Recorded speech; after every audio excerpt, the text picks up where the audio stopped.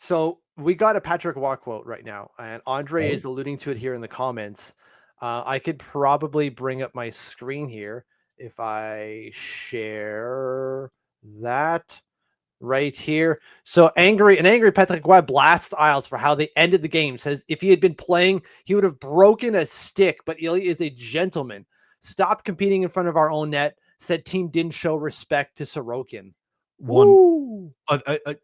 Mitch, I'm glad he said it because I could not agree more on that. I felt awful for they stopped playing in front of him because that's exactly how I felt watching it. And I'm like, maybe I'm just too reactionary, Right. but I'm glad that Patrick Waugh had the same. And he just stormed. I have the TV on behind me. He just stormed off the podium. He did not leave happily. Good. Goddamn, finally, some vitriol, some juju, some hit Patrick Waugh being pissed off. We need that. You can't be up 5-2 and just friggin' ghost the end of the game and let your goalie hang to dry. Specifically, Scott Mayfield, right? Because we said it twice now. This is not, and Scott Mayfield is supposed to be a mentor in this position today, right? Because he's playing with Isaiah George. And Isaiah George cannot be learning from Scott Mayfield. And if he is, he's learning the wrong things. This is not okay. I hope he got blasted by the coach because that was an awful couple of minutes for Scott Mayfield, who's supposed to be one of our better defensive defensemen. You would hope, but it was embarrassing how they ended the game. So I'm glad that Patrick Waugh did that because we've seen a lot more so in the losses, I guess, where Patty trying to take the positive and be like, well, we're doing our thing. If we stick to it, the wins will come. I'm glad in a game that they actually did win, but something embarrassing happened to them that he called it and wasn't called him on it. It wasn't like, well, we scored 5 goals tonight. And we capitalized on our opportunities, blah, blah, blah. He's like, no, F that. Like we stopped playing in the third period because that's what it felt like watching it. Oh, we have the audio from it. Okay. Pull up the audio here. Yeah, I want to sound how mad he sounds. Okay, give me a second. I'm fairly certain it's going to come through. Shout out to our guy Rob Taub who clipped it.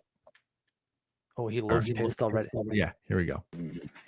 Obviously, you get out to a 5-1 lead. Some of the guys were a little disappointed at the end, but do you look at it more as you get the points, you move on, and that's good enough? Part of it. It's a win is a win, and we played to win games. But I guess times has changed because in my days, if my team would have done that to me, I will break a stick in that room. I'll be very upset to see my team playing like this in front of me. Ilya is a gentleman. He's a first-class person. So, but that was unacceptable. We didn't compete. We didn't battle in front of the net in the last 8 minutes. That's unacceptable. We talked about it this morning to be stronger. Our goalie deserves more respect than this from ourselves. But wow. Yeah. It was even better hearing it from the horse's mouth. Oh, he is mad and he's holding back. You can tell he is holding back. We don't have to play the audio again. Just look at him listening to the question.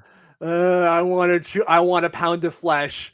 Let me find someone to tear a new asshole.